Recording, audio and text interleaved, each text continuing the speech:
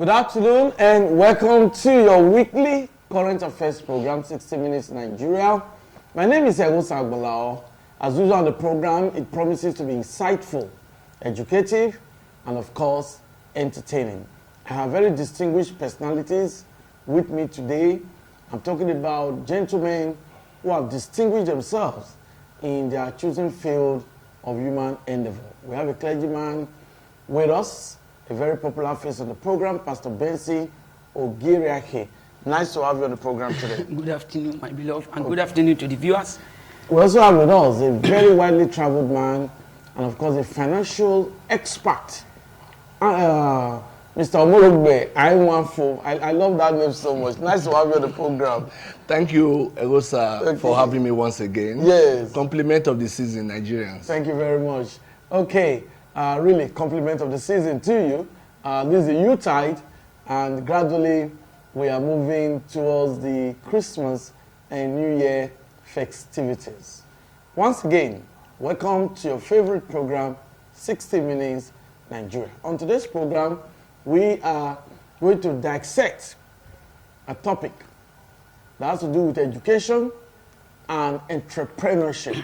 Now, this topic is an offshoot from the statement of the governor of Lagos State, Sanwo-Olu, Governor Sanwo-Olu, who said that there needs to be a rejig of the educational policy in this country in order to make the education or acquisition of education very functional. Functional in the sense that when you are a graduate or when you complete secondary school, you have a certificate.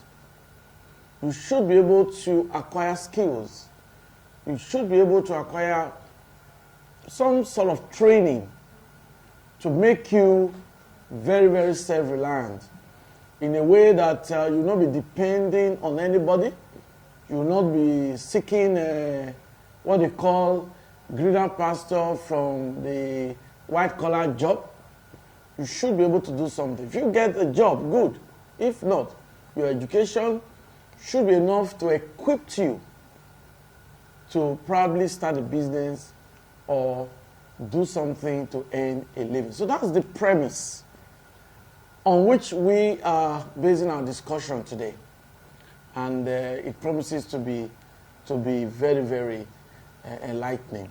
We'll start with Omorogbe Aiwanfo. Like I said, he's a man that is well-traveled. And now he's a financial expert into thrift organization and all of that. Mr. Aiwanfo, do you think Governor Sanwo-Olu has made the right public comment? Because that comment has reverberated. People are talking about it. Is he condemning the educational system that we have, where people really acquire degrees and all of that? What's your take? First of all, what is education? Education is the act of acquiring knowledge. Okay. It could either be formal or informal. Okay. And the other word there is entrepreneurship. Entrepreneurship is a situation where an individual or a group of persons comes together to start off a business with the intent or with the intention of making a profit. Putting two together, you find out that one of them complements one another.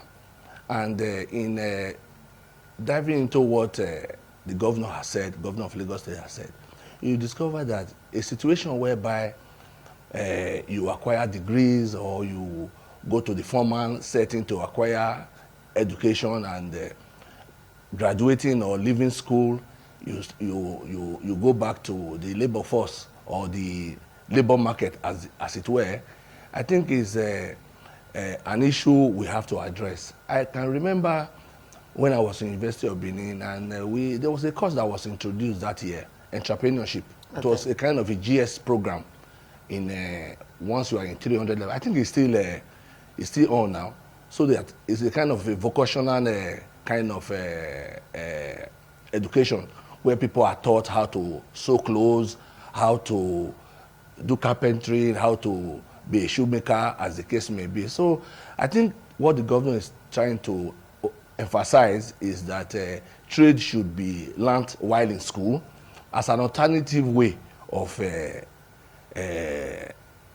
living while after when you leave school and no job, no white-collar job, you can go into that aspect of the knowledge you have acquired. To me, it's a very good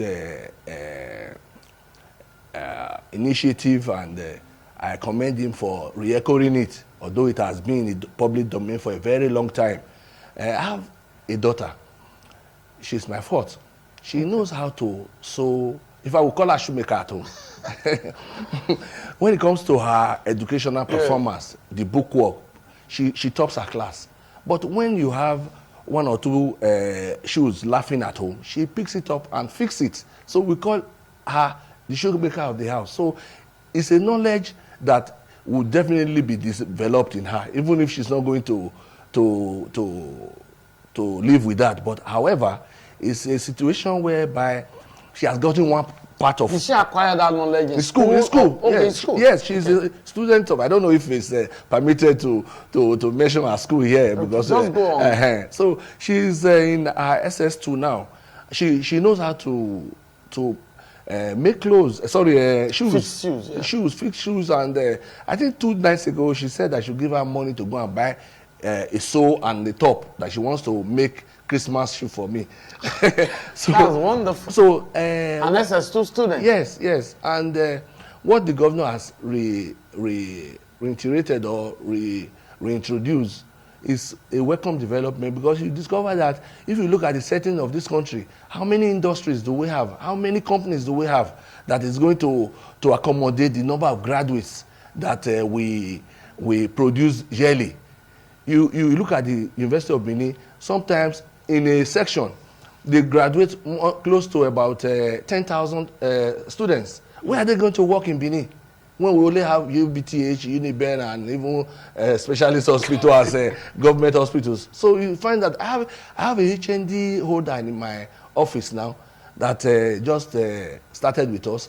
But by virtue of her educational standard, if there were school or if there were jobs, I don't think she will pick up the job in my office, because she's well above what we pay. Yeah. So it is a situation whereby we should embrace. This is a situation whereby we should embrace what the governor has said, and other governors in this country should key into it, because it is not going to go well to continue to see our graduates roaming the streets, you know. Thank you very much. That's very, very enlightening. I told you that this program promises to be insightful, and you can see the opening remarks of Omorogbe I14, and you know, that's very in-depth, and I believe that parents who are watching will surely have a keen interest in today's discussion program. We have Pastor Benson Ogeraki, who is very close to the people, because he's a clergyman who leads congregations, so he's close to them. Yeah, what's your take on this? Wow. In fact, first of all, I want to actually thank God for my brother, Morugbe, what he has said so far. Thank you very much. If you look at it, we're actually facing the reality of life. Yeah. Especially with the situation of this country now. You can imagine for some years now that a lot of graduates are just there without jobs. And you could imagine that if there are no jobs for them after graduating from school, the question will be that what is the advantage of actually going to school when they themselves cannot be able to sustain whatever means they will be able to use to impart their generation? And when I was looking at it, I look at it from two aspects. The first major aspect is that when you are in a country who is just there, they are not creating more jobs to give an opportunity for school leavers to be able to at least to be employed and all those ones. So it now gives us a picture that if anybody should take a decision on just resting only the educational aspect, that is the formal educational aspect, you discover that such a person will suffer the life. Permit me to use that word. Yeah. So, with what the governor said is 100% welcome, number one. Number two is for everybody to rise up to the challenge of this country now. So, you know, as an educationist too, Okay. because I also have a school. Yes. So we have also decided to be telling our students to make sure that they prepare for the future. And one of the ways that we have encouraged them is that during holiday, we ask them to make sure that they go out there to learn some other things so that they will be useful to themselves, they will be useful to their family, then they will be useful to the society. Because in a situation whereby somebody graduates from the formal school and there is no job and you cannot create one, you discover that the mind will be thinking of a lot of things. If care is not taken, the person want to convert another person's property. So what I'm saying now is that is something that is 100% welcomed. Okay. And it's something that every governor of different states should be able to make sure that they buy into it. Okay. Not just focusing on one aspect, but let it be that a course should be introduced. Though my brother was saying something just now that it has been in existence. In the GS program, yes. So I don't think it's all the schools, because most times you see that there are some graduates that come out, especially, for instance, let me just say this. You can imagine for somebody to graduate as a computer scientist, and the person cannot operate computer. Has not even seen a computer before. So they just go in line with that theoretical aspect of it, which is very bad. Do you know that there was a time we decided to say, okay, let's give out some jobs. So then we asked some graduates that came to ask for teaching job. Yes. Some of them brought in application letter. Okay. We said, okay, in the process of the first aspect of the interview, we just ask them, we give them paper and biro, sit down and write application letter. Sir, I tell you, yes, because it has to do with public now, I may not want to say some things. The question is, how come that you see graduates in this country, they will come out with a certificate, yet they cannot defend it? It shows the level of our education in this country is something that the bodies that are concerned should rise up to the challenge. yes, Because there are a lot of things that should be done. Not just to focus on the issue of you just pass the school. Permit me to use this word. That there are some people that pass through the school, but the school did not pass through them. And passing through the school without the school passing through you, you become not too useful. Let me not use a hard word. Not too useful to yourself and to the society. In a situation whereby you cannot defend your certificate, to what extent can you actually be able to develop some things that will sustain you? So I want to say this as we continue, that one, every student that are still in school now, they should be able to tell themselves the truth, that I am just going through this school, but I also need to develop some other area. Yeah. In case if this could not work, at least I can lay hold on something else. Okay. For instance, my senior daughter okay, is a graduate from Idasa University. Do you know that as of today, she have a company where she make bags, souvenirs. Then she has started a poultry work now. And she is married to an army officer, a captain. But she is 100% industrious. Because while she was there in Idasa University, they taught them a lot of how to be self-dependent. Then my second daughter too, she's also married. She also finished from Idasa University. But do you know that she's into selling of tomatoes? She's based in Port Harcourt. But you could imagine that, why? She's having her own master's now. But she have a very big shop where she market tomatoes. And you discover that she's doing online business too, to the extent that people are requesting, then she will now... Is it raw tomatoes or Yeah. processed? Raw tomatoes. Okay. Then she go to the north to buy. She's a graduate. And one of the things, one of the big advantage of education is that when you are formally educated, any other work, any other business that you are engaged in, it gives you more advantage over those that are not educated. Are not educated. Correct. So I want to say that it's a very welcome development. Thank you very much, Pastor Benson Ogerake. Well, you will agree with me that my guests have been able to give us a practical experience. And there was a time I also visited Igbenedion University, Nigeria's premier private university. I was amazed when I saw the Entrepreneurship Center. You see some students are into catering, some students are into fashion and design. Some at there's a department where they also teach them how to make shoes. In Igbenedion University, I was amazed. So I'm not surprised with what Reverend Benson Ogerake has just told us now. Now, some of these institutions have introduced entrepreneurship, but there are others yet to introduce.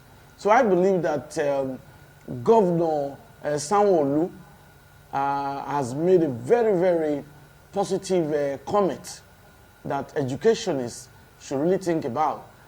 There's need for Nigerians to be educated alongside acquiring skills, vocational training. It is very, very important. Well, Anwanfo, does this obtain outside the country? Is that what they do outside the country too? Because you have been to some countries outside Nigeria. Actually, they passed this stage that we are about entering now. Out there, especially in Europe, the issue of certificate gratification is not really very important. Although their literacy level by way of the basics is compulsory, that at least you must get into the what we call GSS 3 here, kind of a lower secondary, is mandatory. If you prevent your child from getting into that level, you can even be jailed for it, because that is how they comb their literacy level. But even at that, a very good number of these students don't go into even into the university, even higher, after completing their GSS 3. Most of them goes to our normal SS whatever to get to other higher school. Especially in Western Europe, you discover that those people who are even rich are not the graduates. They are not the very educated ones. President Berlusconi, I think first degree or second degree holder of economics, the one that owns AC Milan, and some others like that. The one that owns IKEA is they produce shoes, furnitures all over Europe. In fact, the man is seen to be, is from Sweden anyway, seems to be one of the richest Europeans now. So, but I don't think he ever ventured into the university kind of education, because actually it is the small business owners that actually drives economy in every jurisdiction. Even in the US, you discover that there's an extent at which you can succeed if you have to go into the formal whatever what you read in school. Even in Nigeria now, you see doctors now, they have their own private clinics. Some of them, they will have their private clinic, work in the federal whatever, still have, for example, 1 or 2 shops in Mission Road. It therefore says that, or translates to everyone now, that is the only way forward. Because in the first place, if you look at the way the country is now, having just one channel of income can't sustain you anymore. So I have a doctor, a friend, a doctor. I think he should be a consultant. He has he sells plastic chairs in Mission Road. A consultant.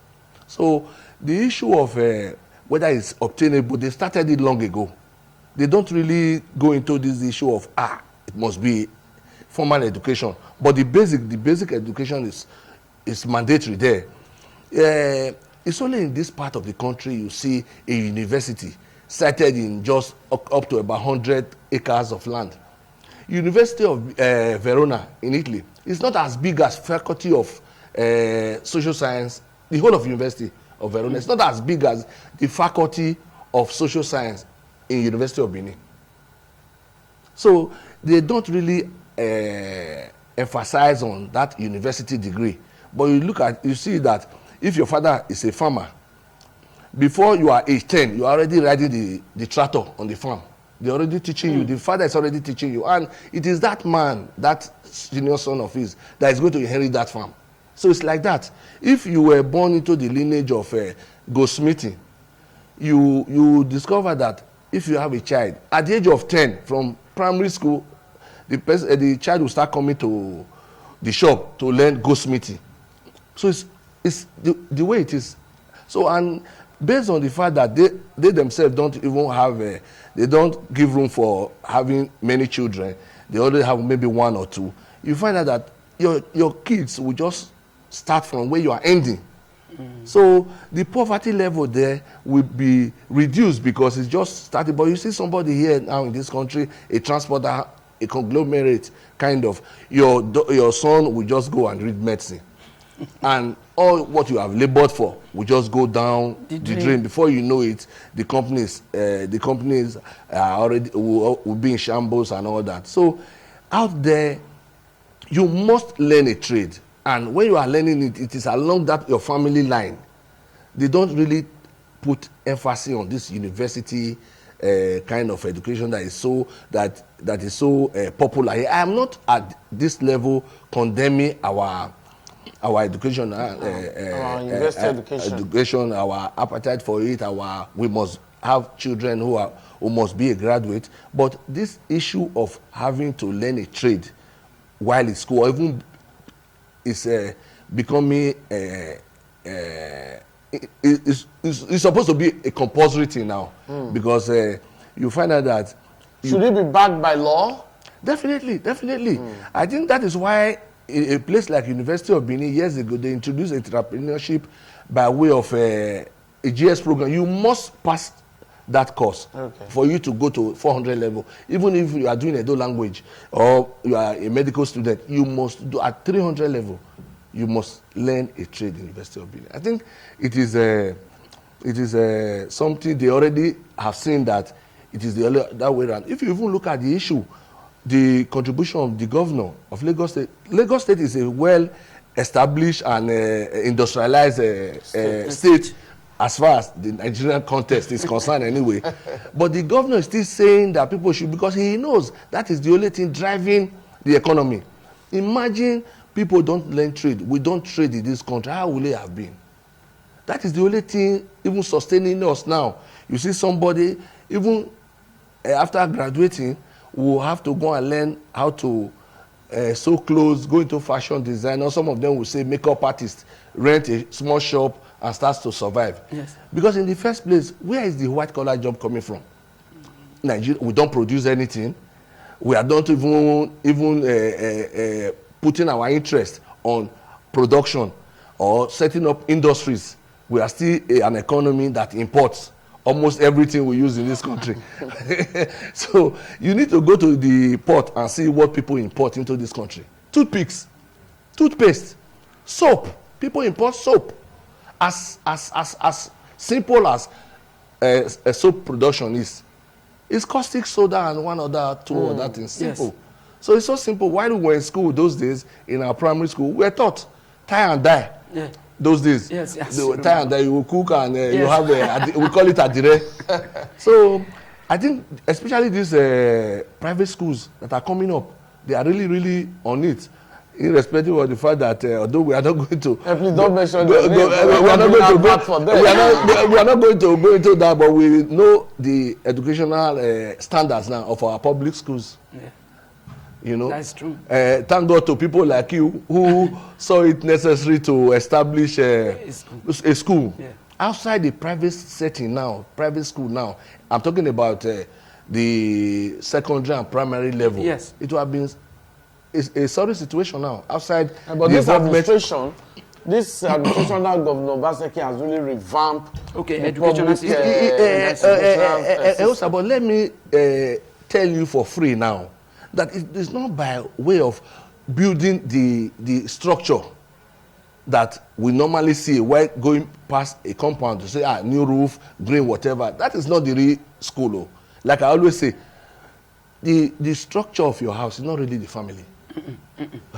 The structure of a church is not really the church. That is true. So in the same vein, building a magnificent or reorganizing or rebuilding a building that was falling doesn't mean the government can be complimented or can be praised for imparting whatever. There are some schools in this state, Egosa, that has just one teacher. One teacher. Even in our different homes, in the absence of a mother or a father, we know how that vacuum will be. If a man lives or the woman dies in a family of 4 or 5, there's a vacuum created. Then you see a whole school having one teacher. Maybe you'll go primary school, for example, now. Go and ask. If they have teachers, it's no more than 2. Maybe one of them will be living in Benin. Yes, that's located. Oh, go! It's okay. Well, that's a statement we cannot just substantiate now.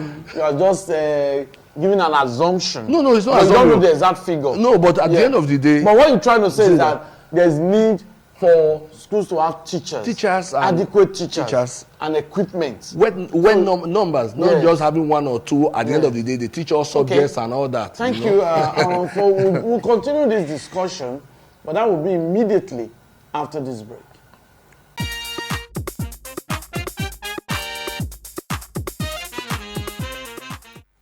Okay, it's always a delight to have you back on the program, spending 60 minutes with us. Or part of your 60 minutes with us gives us great joy. We are actually looking at education and entrepreneurship. We're looking at Nigerians acquiring education pari passu, acquiring skills. We've seen that the import of that cannot be overemphasized. A country where people have skills, they have vocational skills, goes to a large extent to the development of that country, because not all the citizens will now depend on asking government for jobs. How many people can the government employ? The private sector, how many can they employ? But Nigerians can be trained to be self-reliant. Nigerians can be trained to become employers of labor as well. So it is a statement credited to the governor of Lagos State, which actually triggered this discussion. And I believe that you are enjoying how my guests are analyzing it. Well, Reverend Ogirake, yes. Now, what's the way forward? We've all agreed now that, yes, there's need for Nigerians to acquire vocational skills. There's need for them to also get formal education. But what's the way forward to getting it right? Okay, please permit me to say some things before I will talk about the solution aspect of it. Yes. I was trying to, as we were discussing just now, I was just looking at the advantage and the disadvantages. Okay. You know, when somebody rise up having your own job, when I say job, I mean what you learned, what you are pursuing, when you have your own establishment based on your personal training outside the formal school, you discover that you're already building a future with it. Unlike somebody that is working for the government, you work for 35 years, then you retire. Most times, people are waiting for retirement benefit. They are waiting for pension. But how can that sustain you? Number one. Number two, you also look at it that if you retire, it's not something you can bequeath to your children as an inheritance. To say, I have retired, so because of that, I'm giving you my certificate or I'm giving you my office. No. But building a future with what you learned, with your vocational job, so you discover that you are not only building a future for yourself, you're also building a future for the family, you're also building a future for generations yet unborn. So it creates more opportunity for such a person to actually see more opportunities of expansion. For instance, if you are working with a government, you discover that until they increase your salary, you are just in one place.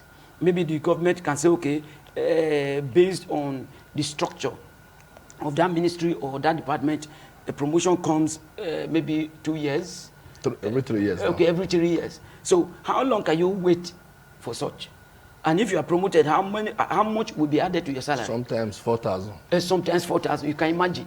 Of which, if you actually pursue your own career, let me use that word, so that it will not lose as if we are downgrading that aspect. So you find out that the more you put in your best, the more the business expand, the more you are creating a bigger success that can actually give you peace. So I want to say this, in taking a step forward, one, as an individual, everybody must be ready to take that step. It's a risk. My father, Bishop Benson, has said something. He said it is risky not to take risks. So life is a risk. So if you must be saying, oh, I don't want to face hardship, I don't want to do this, I don't want to do this. There was a time in my life that, to be honest with you, life was tough. You can imagine, and by the grace of God, I'm 35 years in marriage now. When I got married, my beloved, life was tough. But today, whenever people come to my place and see what God has done, they will be asking, oh, I want to be like this, I want to be like that. I usually tell them, I said, if you know where I'm coming from, if you know where I'm coming from. Yes. So, everybody just need to take steps. Don't look at the challenges that goes with it. Because the more sacrifice, the more risk, the more price you pay, the more glorious the future will be. So, as an individual, you need to create that mindset that the time has come for you to take steps, so that you will not be relying on the government and say the government did not provide job, government did not provide job. Provide one for yourself.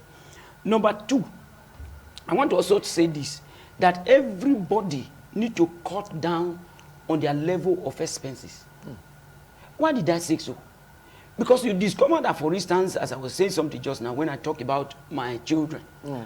So, if you want to just say, oh, I am a graduate, I don't want to start from somewhere. How can a graduate become a fashion designer? How can a graduate become a shoemaker? How can a graduate become, for instance, a driver? But you look at it like that, you just discover that you can't really go forward. But if you graduate, maybe from the university, and you look at it, there's no job, and your mindset or maybe your vision is to have a company, like a transport company, for instance, and you know that you don't have the money to buy a vehicle and start up.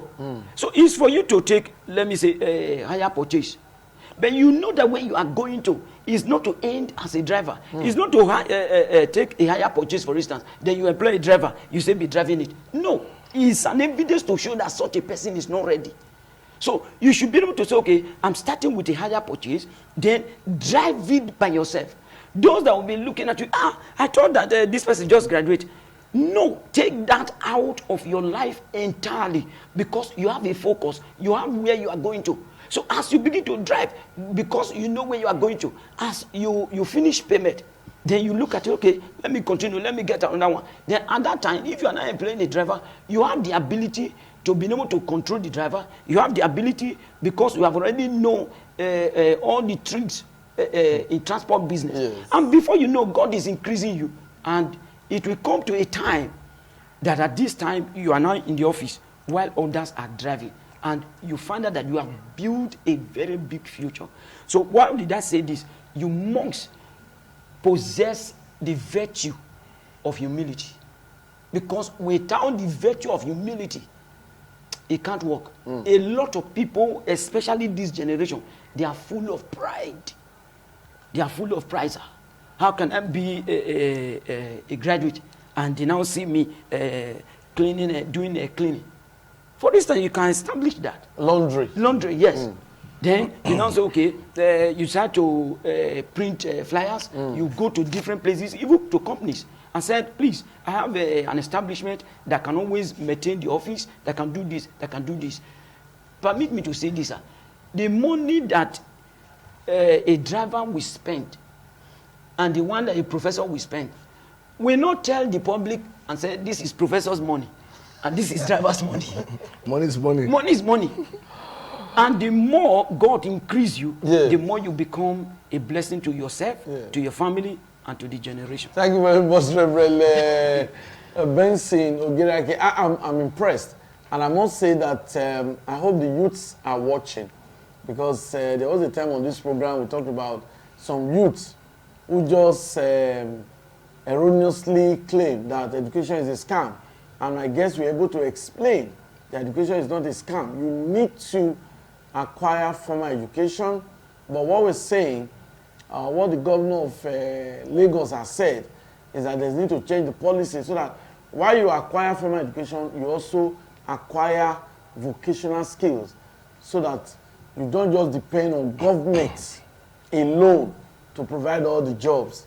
My guests are in the private sector, and they've just explained that they are educated, but they are into the private sector, and they are encouraging Nigerians to acquire skills.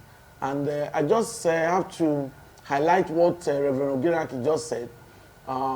If you are a graduate from a university, it is not wrong if you intend to be the MD of a transport company. But you cannot be an MD of a transport company if you don't know how to drive, if you don't know the routes. So you can be a cab driver. From what he has said, what they call, there's a term they call hire purchase. What it means is that somebody who is richer will buy the vehicle for you. You will return the vehicle. You return the funds in instrumental arrangement, instrumental payment. After that, the vehicle becomes yours, and you can take a second one. When you do that very well, you can become MD, because some of the transport companies you see in Edo State, the owners were once drivers, commercial drivers, driving from Benin to Lagos and other parts of the country, but today they sit in their offices. I just want to highlight what he has said, because the era where you just sit aloof and expect manna to fall from heaven does not exist. You must work hard and allow God to bless you. Because some, those pastors will explain that later, because some will just go to the church. They think that by going to the church every day will make them wealthy. That's a fallacy.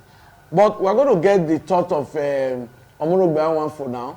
He has been busy writing. I know he has a lot that he wants to talk about. That's why he has been writing. So what's the way forward, Omorogbe for? First of all, or lastly, I would say government should not be excluded in this regard, because in setting up a business, as a businessman, there are challenges. There are enormous challenges, countless challenges. Yeah. You contend with the security situation. You contend with even the staff you want to work with, in terms of their sincerity, especially if you are in a business where money flows. Because nowadays you discover that it's difficult for somebody to really have good staff, somebody to work in your establishment. It's not by setting up business that is normally the success story. No. It is when you can strive or when you can progress in it. Because like I said earlier, the primary aim of any entrepreneur is to make money. Yeah. Irrespective of the fact that it's still there, that the risk and everything is his. But you cannot set up a business. I used to have a friend, he said, Ogbe, let's try this thing. I said, no, I don't try. Don't use that word. This business might be good, though, but let's try. They say, no. This business will be good. Let's do it. I don't try anything, because by the time you are giving that proportion of doubt to say, when you now fail, you now say, I actually went to try. So my own is, this is a vision that you have seen, and you want to key into it. Go there positively to achieve it. So on the issue of, because I digress a little bit just now, government should put conditions in place whereby even if you are selling bole at the junction, you are secured. Few days ago, somebody selling bole at my junction, finished selling, I think she sold 11,000 naira. Bike people just came and collected the money. Will you now say that woman is not serious or she's not industrious? That's their robbers. Yes. 11,000 she has sold for the day. They collected it. And the woman, I know how she got her where she got her funds from. So there are people in this country where their capital that they are trading with is not more than 20,000 naira. There are people. Go to local market. You see a woman selling Tomatoes, pepper, tomatoes, okra. The whole investment put together plus profit and all, it's not up to 20,000. And it is from that 20,000 naira that woman will take from the profit to buy one fish and take the okra that they didn't buy to make soup to eat eba with the family that evening. So imagine somebody like that going home. He will be robbed of the money of maybe 17,000, 18,000. So when she's crying or whatever, when some people hear, how much did they steal from this? I say, they snatched 17,000. Don't look at it as if with 17,000 you go say you can put it in your car to drive to GRA and it's over. 17,000 naira to that is his capital or her capital. Yeah. So government should try as much as possible to take the bull by the horn by increasing our security situation, because it will not be very funny or nice having borrowed money to set up something. We are talking about set up something, get skills, set up something. You finally learn the skill, you set up something. Then at the end of the day, robbers will just come, broad daylight, take your investment. So it's like starting all over or not even learning the trade again. So government should at least improve on this issue of insecurity. Street lights in strategic areas should be mounted so that at the end of the day, we know that evil strive when there are darkness. So when there are lights all over, we find out that at least it will still drive some bad boys away. Security, to excel in any business, first of all is security. So government should try as much as possible to work on that. And on the other hand, they should still put in some compulsory measures to school for school to key into all this. I know that most schools, especially private schools, they've keyed into this system for a very long time. And I would still advise government to still have some kind of scheme where they can help or give assistance to some of these small market women. People, if it will not be out of place to say if you are out of any vocational whatever you want to establish, what prevent government to assist the person? You want to be a barber, you have trained yourself, you have done freedom. What prevent government to buy the person a generator? So these are some of these. It's not by way of about soft loans. Yes, soft loans. It might even be entrepreneurs. Yes, small ones, because those are the ones driving the economy. Outside these small traders who are being here in this country, that is the only way people are not surviving. Small ballers, whatever. This one has a shop. This one sells tomato. That is the only way, because virtually, what is government actually doing for the citizens? If we have to even go to that. So they should try as much as possible. It's not by dishing out cash during 2 hours or 3 hours before election. They should let it be a kind of, like we have seen the rice man done. No, I don't want you to mention that. I don't want to mention that, because that's outside the scope of this program. So, however, there should be some kind of encouragement from the government, and even white training too. They can set up some vocational institutions or help some schools to get materials to train facilities. Before Reverend Benson will make his comment, I think what Anwanfo has just talked about need to be highlighted.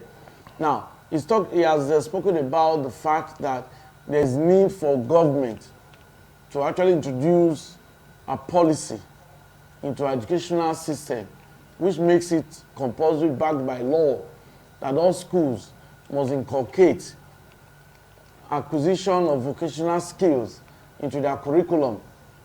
While you are acquiring formal education, it's a must for you to also acquire skills.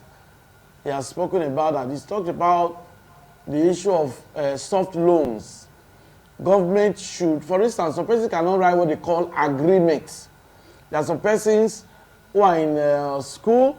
After school, they want to learn the practical of, for instance, electrical engineers.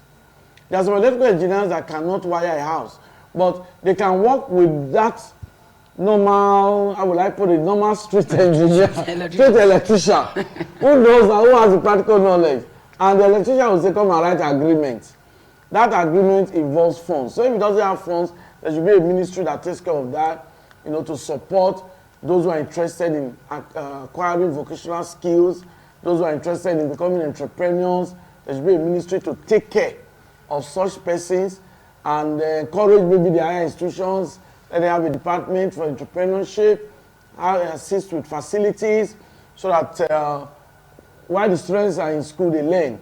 Some students will tell you that even while they were learning computer education, they didn't see desktop, they didn't see laptop. Though laptop was not really common, like over 20 years ago. But you see, now we have laptop everywhere, we have computers. Government need to make these things available. I think that's what I14 has spoken about. Your concluding remarks, Reverend Benson. Okay, sir. So I want to say this, because you mentioned something about church. Yes. Some persons just believe that they go to church in the morning, they go to church every day, that prosperity will just come. No. Is that correct? No, it's not correct. Okay, thank you. It's not correct You at all. need to explain it to our people. Because the truth is this. The Bible says, who did not work or who does not work should not eat. God also said he will bless the labor of our hands. So you cannot be giving God empty hands to bless. It shows that that person will tend to poverty. So you discover that church is like a filling station where you go to refuel your car, then you move. That is how it is. Because if you come to the presence of God, God enable you, give you more grace, give you more strength to be able to face the challenges of life. It's not just only in the aspect of saving your soul alone, but it also comes to the aspect of giving you the strength and the grace to be able to face the life that you are called for, to be able to face every aspect that have to do with your success and the way you've been able to impart your generation. And what I want to say, sir, in this aspect of people going into their own personal business, I want to say this, that my brother was saying something just now about the government. Yes, it's true that the government needs to also encourage people. But at the same time, don't be angry, sir. No, sir. I'm not trying to defend government here. But you know that our government, the way it is, you resting on them is the beginning of failure. How do you mean? What I mean by that is, no, we can't just be saying, until government bring money, until government bring money, before you want to do something. To be fair with you, but I'm not a man of any party. But at least the present administration, I think they have also done well in some aspect. Because you discover that there are a lot of buildings at Saple Road, especially that court. That's secretariat area. Court. Secretariat area. Secretariat buildings and all of that? A magistrate court. Okay. A former printing press. Okay, okay. There's a massive warehouse there. Okay, for training people, yeah. For training people. In yes. fact, the entrepreneurs are allowed. They created the platform. The platform there. Where entrepreneurs are allowed to come there. Artisans are allowed. Yes. Even welders and all of that. They all work and they have electricity made available by government and all that. Yes, that's a good one. I know that this present administration under Governor Baseki. So yes. Kudos to Governor Baseki for that. In fact, the day I visited there, I was so much happy about it. And I thank God for his life, and I also pray that God should strengthen him to do more. I want to also say this, that we should not leave everything to the government. Other people, oh God, have also given grace to be able to have a private establishment that is succeeding. They should also look for a way to also at least raise others. They can take it as a community development program to be able to say, okay, I can sponsor this, I can sponsor this, I can sponsor this. So we are not doing it just for instance, when you see some people, we just help one person. They are rushing to television station to come and make a very big publicity and say, we have done this. No, it might not be like that. But at least invest in other people. When you are investing in other people, one, you are also investing for your future. Because this set of people that maybe private companies, private hands have been able to also lift it, there is no way they will forget them. Okay, thank you, Benson Ogerake. Thank you very much. Be part of it. Just a quick one, because we have to leave the stage now. Quick one now, for a quick one. Conclusively, I will advise our teaming youth and our brothers and our sisters to key into this issue of multiple chains, multiple ways of getting income. The present situation is not very friendly anymore.